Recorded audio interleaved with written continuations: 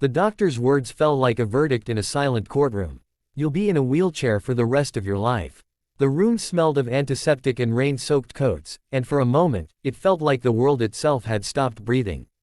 She stared at the white wall behind him, her fingers trembling, while her future collapsed into a single sentence. Before you keep listening, take a second. If stories about hope, sacrifice, and unexpected love move your heart, like this video and subscribe to the channel, because this story will stay with you long after the screen fades to black. Her name was Aisha, a schoolteacher who used to measure her days in chalk dust and laughter. 2 months earlier, she had been running across the street, late for class, when a speeding car shattered her routine in her spine. Now she sat motionless, staring at legs that no longer obeyed her, wondering how a life could change so completely in the space between two heartbeats. The doctor spoke gently about rehabilitation, acceptance, and finding new meaning, but his words floated past her like clouds she could no longer reach. She was discharged a week later, wheeled into a small apartment that felt suddenly too big and too empty. Friends came at first, bringing flowers and forced smiles, but visits grew shorter, then rarer. At night, when the city quieted, Aisha cried into her pillow, mourning the woman she used to be. She replayed the doctor's sentence again and again, until it felt carved into her bones. The single dad moved in next door on a humid afternoon, carrying boxes up the stairs with a tired determination. His name was Imran, a widower with a 6-year-old daughter named Zara who asked endless questions and laughed at everything. Imran noticed Aisha the first evening, struggling to unlock her door while balancing a grocery bag on her lap. Without thinking, he stepped forward, held the door open, and offered a simple smile. "Let me help." At first, that was all it was, small acts. Carrying bags. Fixing a loose handle. Zara waving shyly from behind her father's leg. Aisha tried to keep her distance, afraid of becoming a burden, but Imran had a quiet way of showing up without making it feel like charity.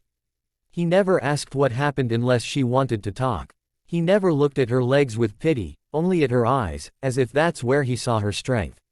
One evening, during a power outage, they sat on the stairs outside, the city glowing in candlelight.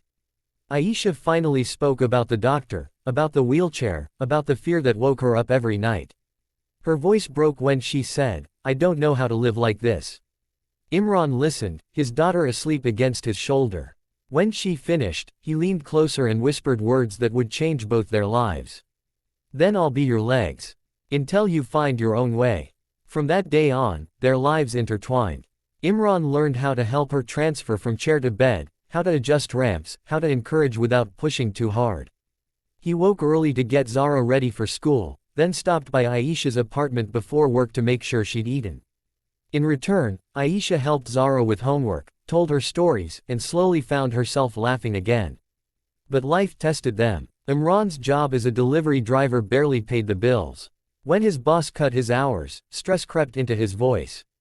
Aisha overheard him one night, sitting alone in the stairwell, head in his hands. Guilt flooded her, she was afraid her presence was pulling him down.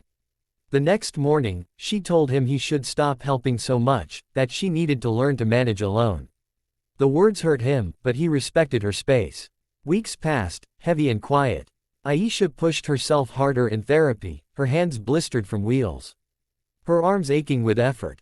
She fell once, alone, unable to get up, and lay on the floor until tears soaked her hair.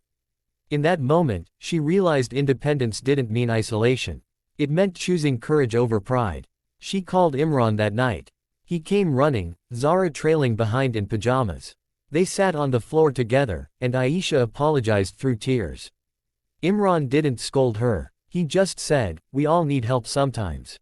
Zara hugged her tightly and whispered, "My daddy helps people. He helps you." Inspired, Aisha returned to teaching online, her students lighting up when they saw her on screen. She started sharing her journey, her setbacks, her small victories. Messages poured in from people who felt seen through her struggle. Imran watched quietly, pride shining in his eyes.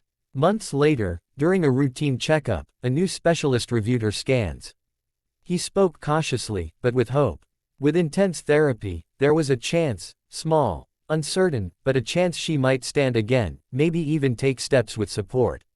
Aisha was afraid to believe it, afraid of disappointment, but Imran squeezed her hand and said, No matter what happens, you're already stronger than yesterday.